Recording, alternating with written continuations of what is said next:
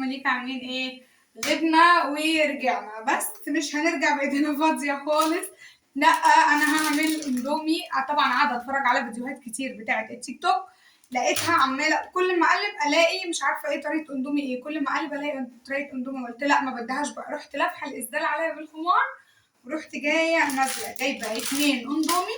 على فكرة انا ما باكلش 2 اندومي، انا بستكفى بواحد لان ما بحبش شكله كتير بسبب ان هو بيتعبني. بس عادي بقى، بما ان احنا طبعا ما كناش في رمضان اصلا وكنا صيام، بس والله كنت بردك بجيبه ان انا اتسحر بيه، بس عادي مفيش مشكله. فجبت اللي هو الشيتوس بالشطه والليمون، قلت اما اجرب اعمله كده. انا ما جربتش اعمله خالص بالطريقه ديت، بس تعالوا نجرب بيه.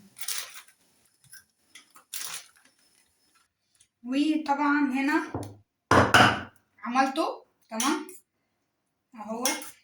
انا اول مره لسه في حياتي ان انا ادوق. طبعا عملت كيس ونص، وعملت هنا نص كيس لمليكه عشان مليكه مش هتاكله فيه شطه يعني وكده، فبغلي لها شويه ميه. ماشي يا مليكه. وهعصر طبعا نص ليمونه، اول مره برضو اكله معصور عليه ليمون. بس انا بشوف الناس بتقول انه حلو، فمفيش داعي ان احنا نجرب، مع ان انا ما باكلش الكلام ده بتاع الاندومي خالص، اللي هو احط بقى شيتوس والكلام دوت، بس مش مهم عادي.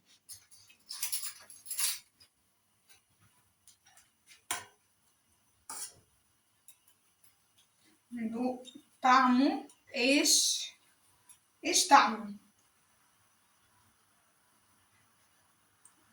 مش متابعة.